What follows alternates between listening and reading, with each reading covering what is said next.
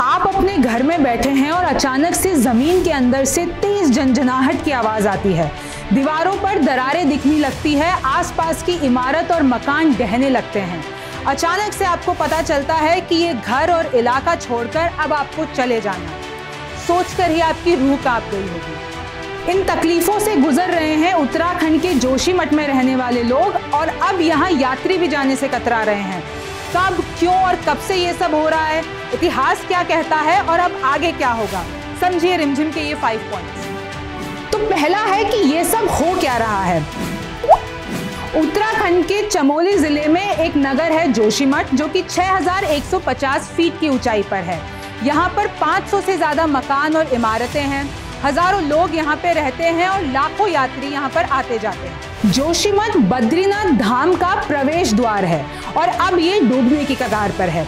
अब ये सारी खौफनाक तस्वीरें देखिए, जहाँ पे आपको मकानों की दीवारों में दरारें दिखेंगी, लैंडस्लाइड्स हो रही हैं, लोग पलायन करने के लिए मजबूर हैं, पानी में रिसाव हो रहा है, सड़कों पर प्रदर्शन हो रहा है, लोग डरे हुए हैं, घर छिन जाने का डर है, उनको कहीं और शिफ्ट किया जा रहा है। और इन सब का कारण है मैन मेड डिजास्टर, जो आज से नहीं कई सालों से चलता हुआ आ रहा है। तो दूसरा है कि ये सब आखिर हो क्यों रहा है। दरअसल जोशीमठ जो है वो पहाड़ के टुकड़े और एक अस्थिर जमीन पर बना हुआ है। ये सबसे खतरनाक भूकंप के क्षेत्र जोन 5 में आता है और यहाँ पर लैंडस्लाइड का भी सबसे ज्यादा खतरा है। और अलकनंदा और धौलीगंगा के बहाव से नीचे की जमीन जो है वो साफ हो रही है। अब ये सब पता होने के बावजूद भी यहाँ पर बड़े निर्माण हो रहे हैं, ropeway project, hydraulic project, national highway का विस्तार होना, जमीन के अंदर सुरंगों का निर्माण होना, विस्फोट और न जाने क्या क्या। अच्छा, यहाँ पर प्रॉपर ड्रेनेज सिस्टम भी नहीं है। जो स्थानीय लोग हैं वो तपोवन, NTPC और इन सारे प्रोजेक्ट्स को इसके पीछे की वजह मानते हैं। सरकार की नजरअंदाजी और बड़ी विकास कंपनियों से लोग नाराज हैं। अच्छा, ये भारतीय सेना का भी एक इम्पॉर्टेंट बेस कैंप है और क्योंकि ये धार्मिक स्थल है और टूरिस्ट प्लेस है, तो होटल और दूसरे कमर्शियलाइजेशन प्रोजेक्ट्स यहाँ पर तेजी से हो रहे हैं। अब तीसरा है कि ये सब हो कब से रहा है। तो 70 के दशक में जब चमोली यूपी का हिस्सा हुआ करता था, तो अलकनंदा नदी में एक बड़ी बाढ़ आई थी और उससे बड़ी तबाही हुई थी।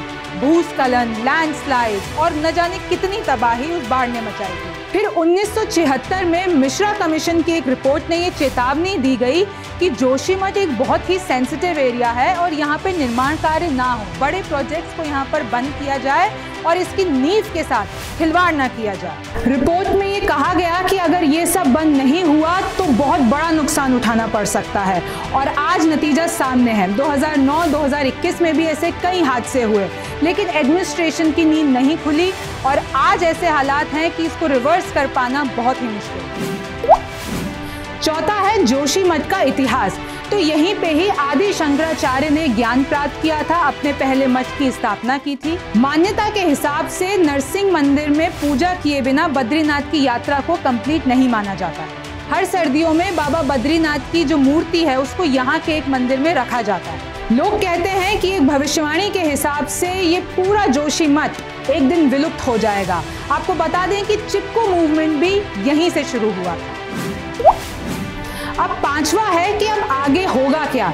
तो देखिए, केंद्र और राज्य सरकार एक्शन में आ गई है। यहाँ पे क्राइसिस मैनेजमेंट चल रहा है, सर्वे हो रहा है, लोगों को इवैक्यूएट करके कहीं और बसाया जा रहा है। लेकिन जानकारों का कहना है कि अब ये पूरा प्रोसेस इरिवर्सिबल है।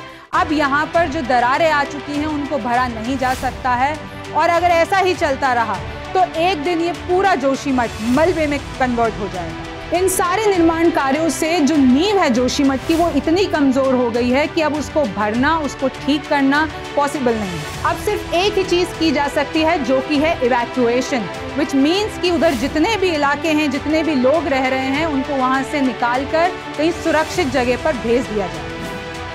कहीं ये सब केदारनाथ त्रासदी जैसा तो मंजर नहीं दिखा देगा, ये सब वक्त बताएगा। आप देखते रहिए न्यूज़ 24। मैं हूँ रिमझिम जेठानी, फिर मुलाकात होगी। नमस्कार, मैं हूं मानक गुप्ता। अगर आपको हमारा ये वीडियो पसंद आया हो तो इसे लाइक और शेयर जरूर करें और हाँ, हमें सब्सक्राइब और फॉलो करना ना भूलें ताकि आप देश और दुनिया की कोई खबर मिस ना करें। तो जुड़े रहिए हमारे साथ और देखते रहिए न्यूज़ 24।